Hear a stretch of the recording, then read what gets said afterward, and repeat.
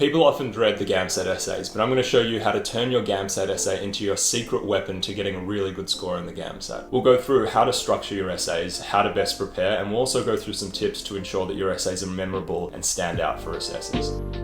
Hey, my name's Adam, I'm a junior doctor from Australia and welcome back to my channel. I set the GAMSAT twice in preparing for medical school, the second time improving my GAMSAT essay by 15 points, taking it from around the 55th percentile to the 98th percentile. Over the years I've learned a lot about what makes and breaks a good GAMSAT essay, and I've helped countless students in preparing for their own GAMSAT attempts. Let's go through the key things that you need to focus on to write a great GAMSAT essay. But firstly, let's be real, I know that there are very few free resources online to help students with their GAMSAT study, particularly for the essay section of the GAMSAT. That's why I put together a GAMSAT essay study guide, which is completely free, and it's something I wish I had when I was studying myself. You can grab that for free in the link in the description below, but also it's always handy getting a second set of eyes on your essays. You can send me your own essays and I can give you a live, video recorded, annotated copy of myself going through your essay and providing you feedback to hopefully help you in your preparation as a whole. Firstly, let's just break down this section of the GAMSAT and go through what it all involves. Let's take a look at the structure. If you've seen my videos before or you already know a little bit about the GAMSAT, you'll know that the essay section is the second section in the GAMSAT,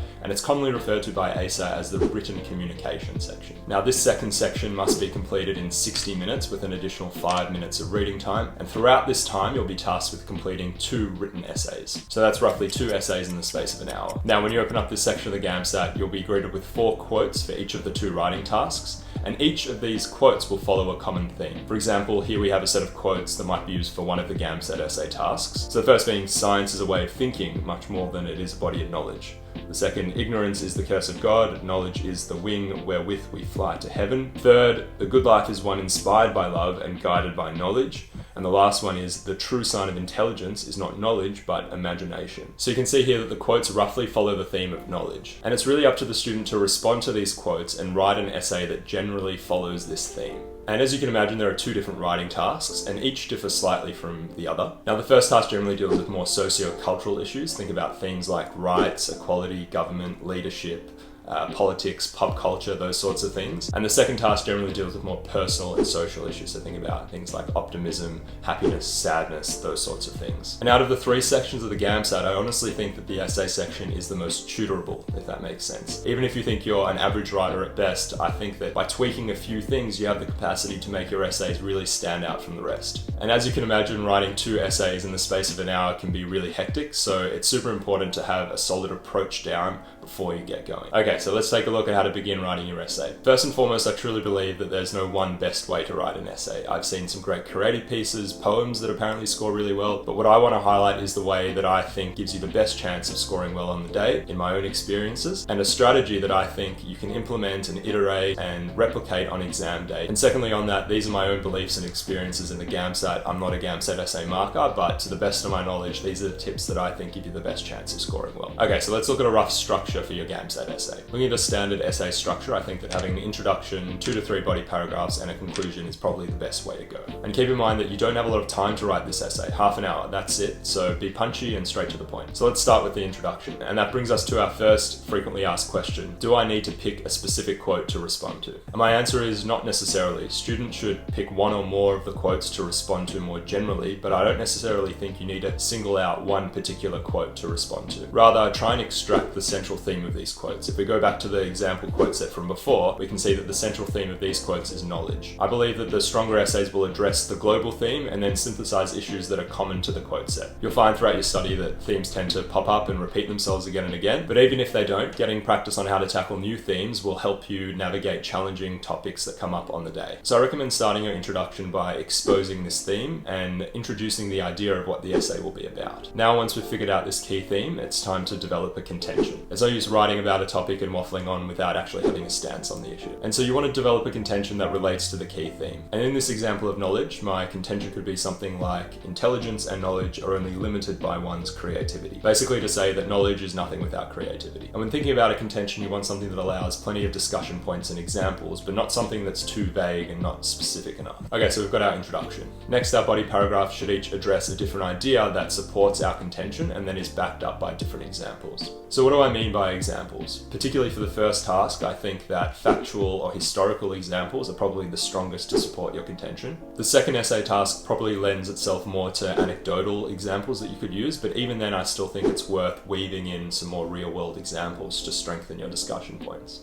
One argument for our contention that knowledge is nothing without creativity could be that creativity allows knowledge to be seen by the masses. And you could use so many examples for this. The invention of the Apple iPod is an example of technological innovation and the evolution of the music industry, but also it was nothing without its revolutionary design and user-friendly interface. In a more political lens, creative marketing has enabled political advocates to craft messages that reach a wider audience and change voter mindset, for example, in Australia, the recent yes-no referendum, or Brexit in the United Kingdom. And again, you kind of want to be like a ninja with your writing. Tell the reader what you're asserting, back it up with an example, tie it all in, be really succinct and straight to the point, get in and get out. And so that's probably some key points for structure at the moment. And to summarize, I'd really just say be succinct, be straight to the point, and always relate it back to your contention. And the other thing is that good examples are your secret weapon. It makes you stand out from the crowd and the masses of GAMSAT essays that assessors have to correct, and it also shows that you're well read and have an understanding of the world around you. Check out the description below if you want to take a look at some of the examples and ideas that I used in my own GAMSAT essays. Now the next tip that I can share is essay repetition. Now all this other stuff is good in theory, but repetition is the only way to really solidify these techniques and put them into practice. And I said this in my general GAMSAT video, and I'll say it again, but start slow. Chill out, don't have too much pressure on yourself early on. GAMSAT preparation is best done as a slow burn. My GAMSAT essays early on took over an hour to write a single essay, and they were complete rubbish, honestly. But soon enough, after writing more and practicing more, they'd get down from an hour and a half, an hour, 50 minutes, 40 minutes, and then I'd be getting 30 minutes consistently, and I could practice writing under time pressure and getting really good ideas out, and then focusing on the quality of my writing. For my first few, I wouldn't even bother looking at the clock, but as you build a little bit more confidence and get a bit better with your writing, you can be a bit more disciplined with your timing. Also, once you get your essays under an hour or even close to 30 minutes, it really isn't much time to dedicate to GAMSAT study for a day, so you could easily smash out like an essay or two every day or every couple of days. Repetition will help you get to the point where writing feels like much more of a natural process, and it'll help you overcome some of the nerves, stress, and jitters of the day. So how are these essays actually assessed? What makes a good essay in the eyes of ACER, the people that run the GAMSAT and then assess all of the essays? So ACER say that written communication is assessed on two broad categories: the quality of thinking about a topic and the control of language demonstrated in the articulation of that thinking. So this can be broken down into thought and content, which involves the way your ideas are integrated into a thoughtful response, and the kinds of ideas that are expressed and how you approach the task. Secondly, they can also be broken down into organization and expression. So think of these as two separate criteria. So that involves the shape and the form of the piece, the effectiveness and fluency of your writing, as well as the control of language, vocabulary, and grammatical structure. And according to ACER, each response is marked independently 3 times. So let's take a look at some resources that you can use in your own studies. As I said before, there are very few free resources online for students, but one resource that I did use that was free was the GAMSAT quote generator from Phrases. They're one of the GAMSAT paid tutoring companies, but this is a free resource. And you basically log online and go on the quote bank. I'll put a link in the description below, and you can generate a list of quotes for each of the 2 different essay tasks. And it's where the example that I got before on knowledge was from, and you can find literally hundreds of more examples, and you can just, plug it in, get going, and then use that for your own GAMSAT essay practice. And yeah, as I said before, it's important to tackle some really tough topics. So some of those topics are tough, some of them are a bit easier depending on what you feel like your strengths are, but it is important to build that resilience early on so that when it comes to the day, and inevitably you're going to probably be thrown a curveball in terms of what they give you, you'll feel a little bit more prepared. And if you Google GAMSAT essay quotes online, you'll also find a bunch of other websites that offer some free quotes. Forums like Paging Doctor, which I think you have to sign up for, but it's completely free, will also have sets of free GAMSAT quotes.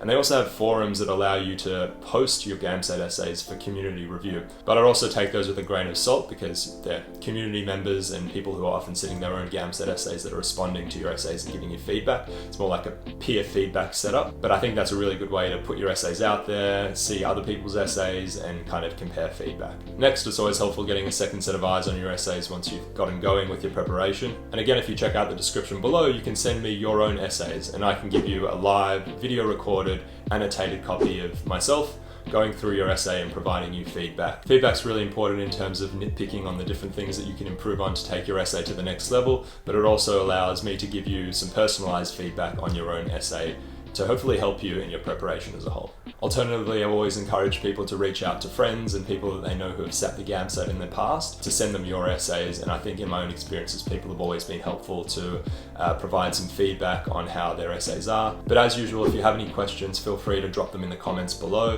Give this video a like and consider subscribing for some more GAMSAT content coming up shortly. But thanks so much for watching, that's all for today, and see you soon.